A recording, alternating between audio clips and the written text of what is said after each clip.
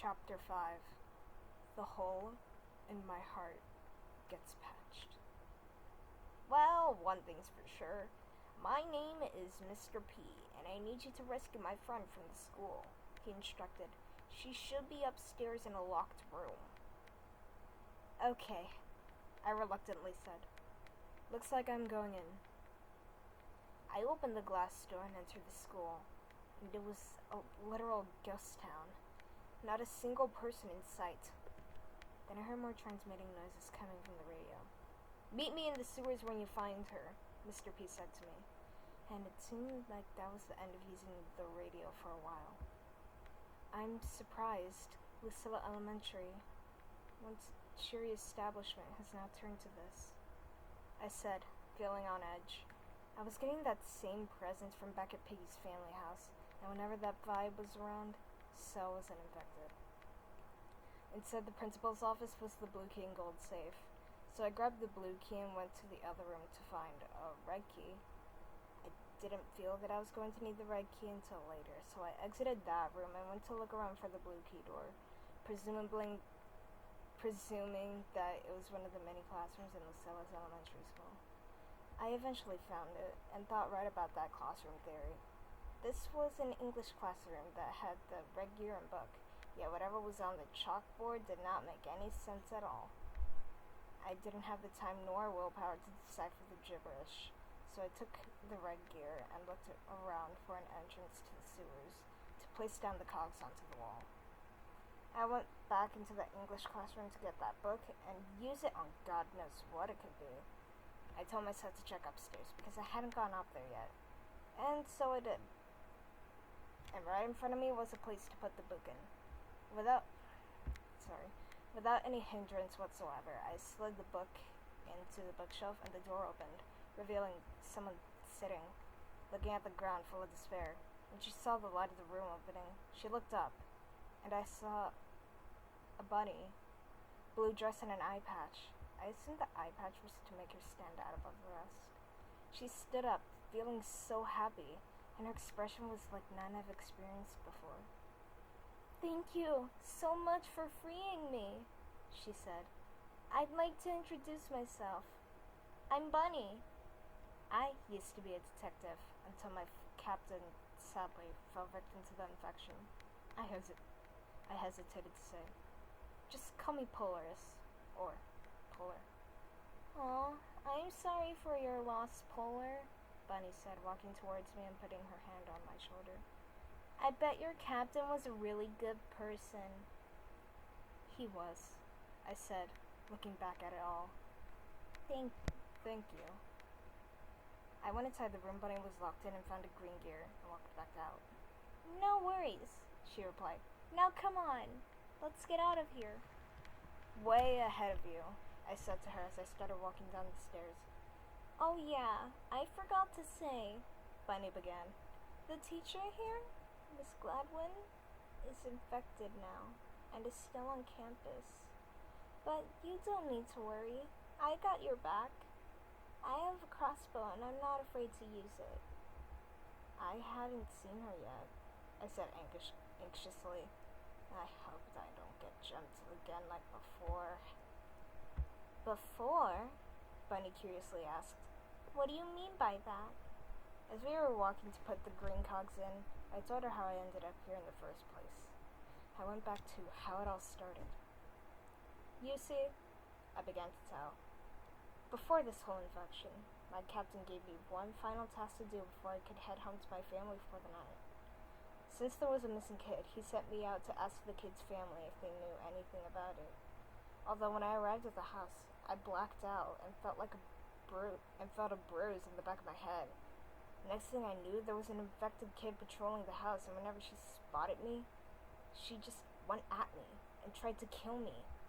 When I escaped, I had high hopes that it wasn't going to be the last time I encountered one of these infected creatures. Next thing I knew, they were everywhere I went.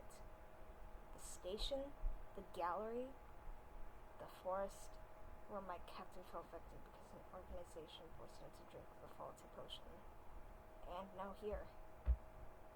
Well, that was a mouthful, Bunny commented. But I think I can hear Miss Gladwell's footsteps near us. Oh yeah, that definitely isn't good, I said, backing away. Do you have a plan? Yep, she replied in agreement. I can hear her coming my way, so I'll hold the line while you open the door that's down there. Will you be okay? I asked her. I mean, I know I don't fight that much, but I can still be helpful. If we split up, the goal will be finished faster, Bunny stated. Now go! I took off running into another classroom, this time the science one, and found the orange key, the one to use it and unlock to the cafeteria. I ran around the tables and eventually found the green key to unlock the math classroom that absolutely nobody wanted to be in. I couldn't find anything in there, so I ran all the way to where the cogs were, went down the sewers, and checked the spare closet to find the wrench. I fixed the door, highly confident that Mr. P was on the other side waiting for us. Then went upstairs to fix those lasers I saw when I first entered the school. Behind the lasers was the school's gym, and I looked around, then found the white key on one of the bleachers, then went to use it on the door, realizing I still needed the hammer. I told myself I didn't fully check out the second floor or use the right key, so when I went to the principal's office, I grabbed the right key and went up to the second floor and found where the key needed to go. I opened up the locker and inside was the hammer, and now it was just a big dash to the sewers with a new companion that I could potentially call a friend. When I walked downstairs, I saw Miss Gladwell knocked out against the wall and Bunny breathing heavily from exhaustion. I ran up to her with a hammer, then we both went down the stairs to unlock the door and find Mr. P waiting on the other side, just like I said. Oh, so that's what you meant by Mr. P, I said, taking one long look at him. He was a literal potato. It looks like you two made it out, Mr. P said, sounding happy. Mr. P! Bunny cheered, then went to hug him. It's so good to see you again. I'm glad you're still alive. I'm glad to know you're alive as well, Bunny. He replied back to her. I didn't pay attention to it, but I felt like I was going to pass out. I didn't find a reason as to why it was going to lead to that, but it certainly felt like it was going to happen.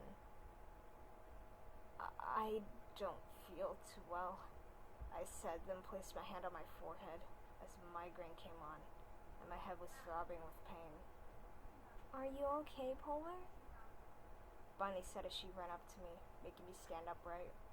Sooner or later, I passed out. The only thing I could hear were the voices of them. Polar? Are you still there? Mr. P! You have to help me get them to the hospital. Oh, okay. I think that there's a hospital nearby, Mr. P said.